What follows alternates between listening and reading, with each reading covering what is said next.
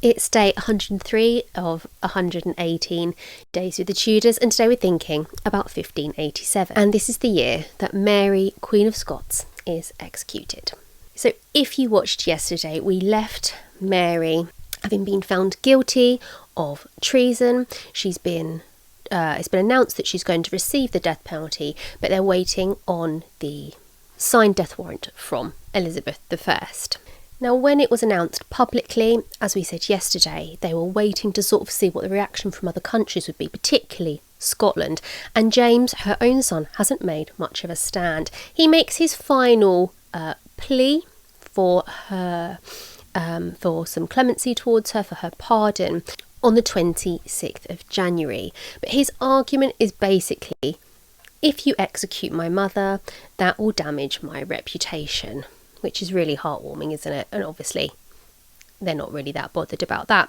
So that has zero impact. William Cecil and the rest of the council know that Elizabeth is going to have to be put under pressure to actually sign this warrant. On the 1st of February, Elizabeth is handed a stack of documents to sign. The death warrant for Mary is somewhere in the middle of this, and she signs her way through these documents and hands them back.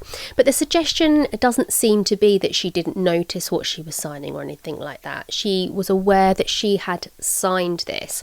But as to her actual instructions towards what to do with it next, that's a little bit blurry around the edges. You definitely read different accounts of this. One account suggests that she'd written it and wanted it to be sort of kept back for safekeeping in case it was needed in the future, which is a bit of a strange one. Another is that she just gave vague instructions as to what to do with it.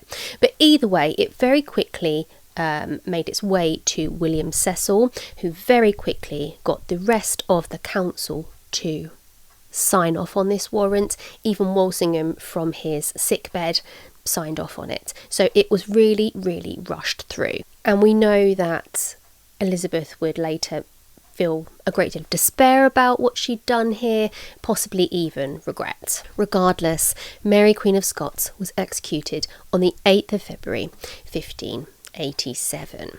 Now, what I do have are some details from a contemporary account, so somebody who wrote at the time or very close to the time. So I thought I'd just share a few of those with you today. Now, she had two of her ladies with her, and she seemed to show real kindness towards them at the end. She asked that they be allowed to return to their country, sort of unbothered after all this was over, that they don't receive any trouble.